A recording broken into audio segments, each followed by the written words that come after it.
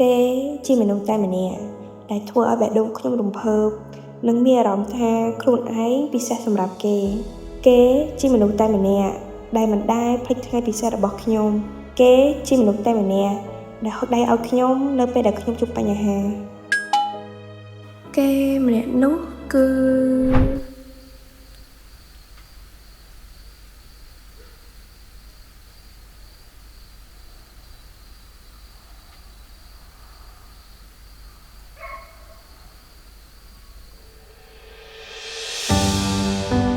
ដួលហើយត្រូវក្រោកឡើងវិញហើយបន្តដំណើរទៅមុខទៀតជីវិតរបស់យើងអាចដួលមកកន្លែងនេះចឹងបាន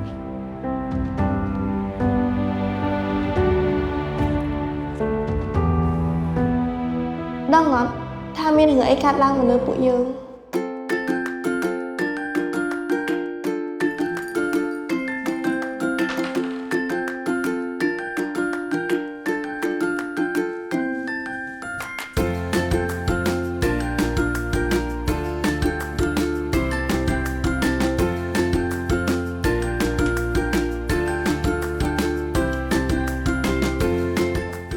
តារាបាទសួស្តីមិនដឹងថាជារឿងចៃដន្យឬក៏ការរៀបចំទុករបស់គេទេទីបំផុតពួកយើងក៏បានខ្លាចជាមិត្តរួមការងារជាមួយគ្នាខ្ញុំគាត់ត្រូវការទឹកក្រោយអញ្ចឹងគាត់ឯងជួយបញ្ញាប់មកតិចណាយើងទេបងយល់ទេអូខេអញ្ចឹងចាប់អូខេ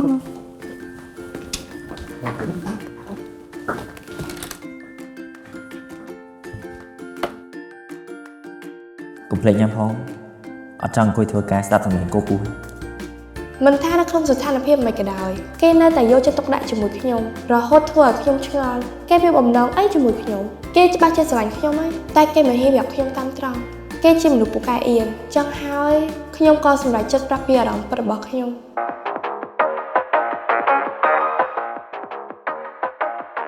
មកដល់ពេលនេះទំនាក់ទំនងពួកយើងលើសពីមិត្តលើសពីអ្នករួមការងារជាមួយគ្នាពួកយើងប្រៀបដូចជាសង្សារប៉ុន្តែមិនសង្សារ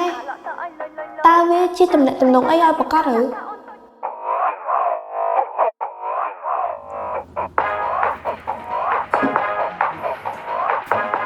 Happy birthday ពីម៉ែ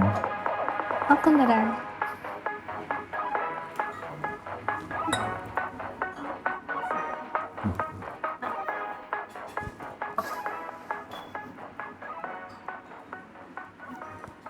ខ្ញុំស្រឡាញ់តារា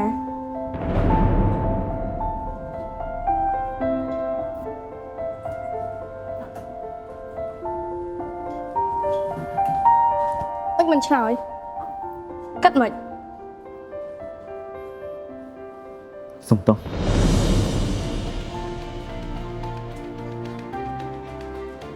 ថាម៉េចសុំឲ្យច្បាស់តិចមើល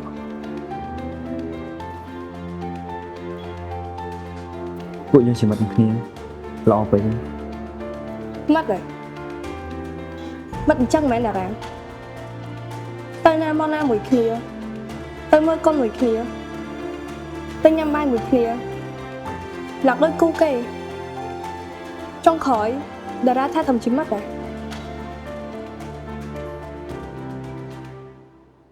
ទៅផ្ទះវិញពីម៉ាស្វងចាំខ្ញុំជូនតា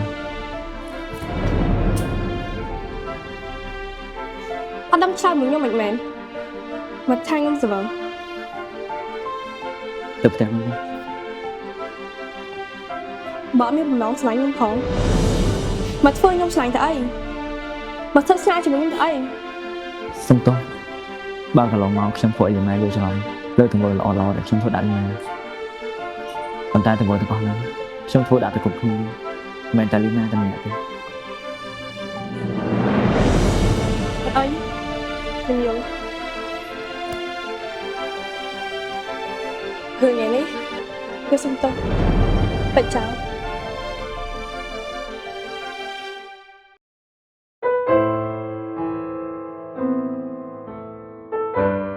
ស្រា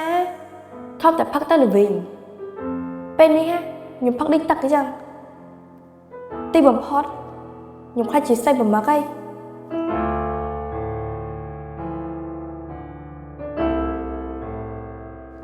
មកដល់ពេលនេះ ពេលឆ្នាំហើយ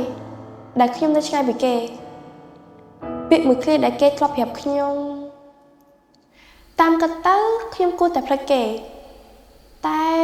ដូចជាផ្លិចគេអត់បានសោះ Happy birthday លីម៉ែ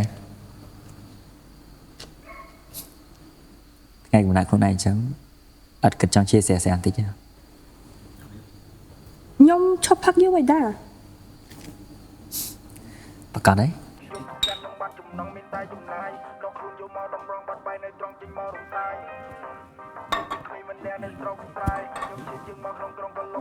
សុំទោសសម្រាប់ពីមុន មនុស្សបែកគ្នា2ឆ្នាំហើយនៅគិតរឿងសុំទោសទៀតហើយពីមុនខ្ញុំផ្លេចចោលអស់ហើយ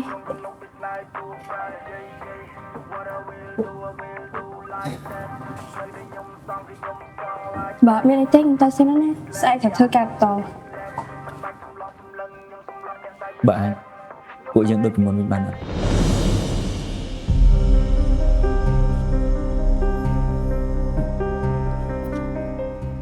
ខ្ញុំអត់ទាមទារឲ្យលីម៉ែស្លាញ់ខ្ញុំវិញប៉ុន្តែខ្ញុំគ្រាន់តែចង់ឲ្យលីម៉ែងាកក្រោយហើយមើលចិត្តខ្ញុំសិនក៏បាន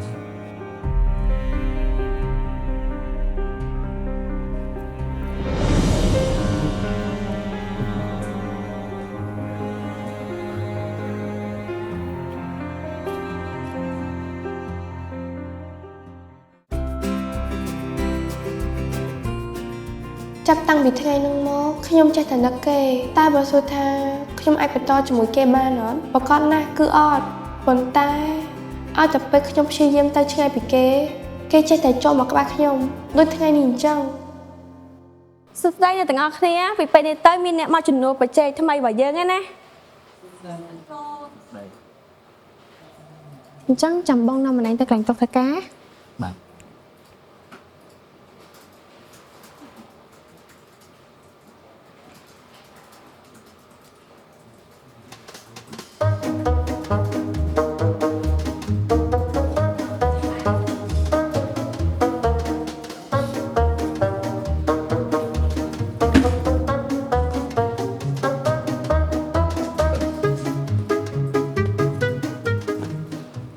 កាត់អីមែន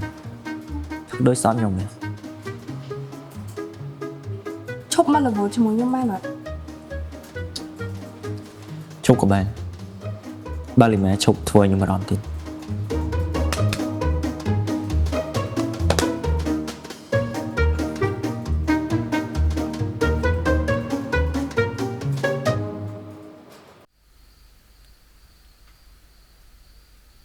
មិនបានខ្ញុំផ្លេចគេអត់បានខ្ញុំនៅស្រឡាញ់គេមែន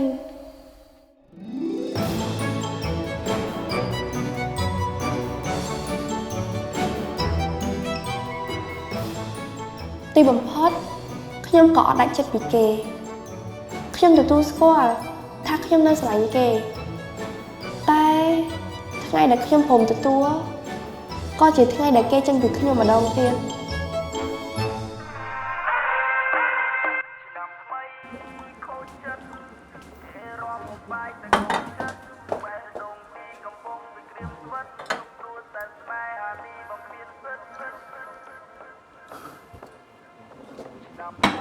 មិនដេញខ្វល់ពីខ្ញុំ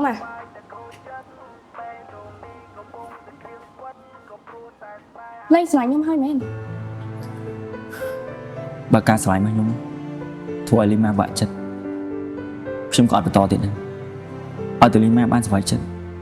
ខ្ញុំសុខចិត្តដាក់ចេញ ឈួតពីណាគេថាអត់ស្រឡាញ់សឹងអីហីអូនខ្ញុំចង់បងអូនស្រឡាញ់បង